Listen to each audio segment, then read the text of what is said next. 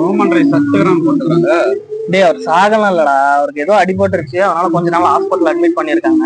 எவனோ வியூஸ் வரணுன்றதுக்கோசரம் அவர் இறந்தாருன்னு fake news create பண்ணி போட்டிருக்கான், அவ்வளவுதான். ஓ அப்படியா? ஆமா. இவன் எப்படி இருந்தான் சென்னையில இருந்து வந்தான்?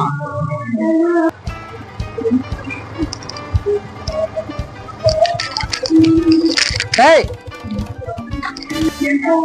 டேய் தனுஷ், எப்படா வந்த? நல்லா இருக்கிறியா? ஓண்டா நல்லா இருக்கேன். இப்போ காலைல தான்டா வந்தேன் நானு. நீங்க 2 பேரும் சாப்பிட்டீங்களா? இல்லடா. சரி, நம்ம ஏரியால பிரியாணி எங்கடா நல்லா இருக்கும்? பிரியாணி முன்னாடி ஒரு கடையில் நல்லா போடுவாங்க. அப்படியா? சரி வாங்க போலாம். ஒரே ஒரு நிமிஷம் வீட்டுக்கு போயிட்டு வந்துடுறேன். சரி.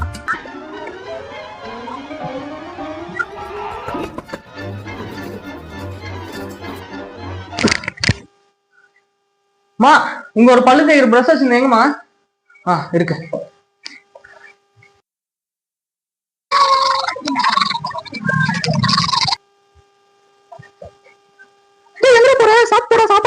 சாப்பாடு என்ன சாப்பாடு? பருப்பு குழம்பு.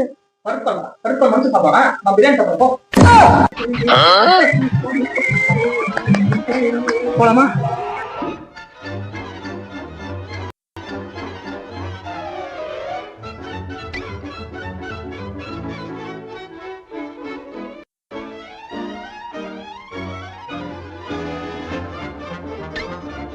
சே, நான் உன்னை எவ்வளோ பெரிய கஞ்ச பேசினாருன்னு நினச்சேன். ஆனால் நான் இவ்வளோ நல்லவனா இருப்பான்னு நான் கொஞ்சம் கூட நினச்சி பார்க்கல.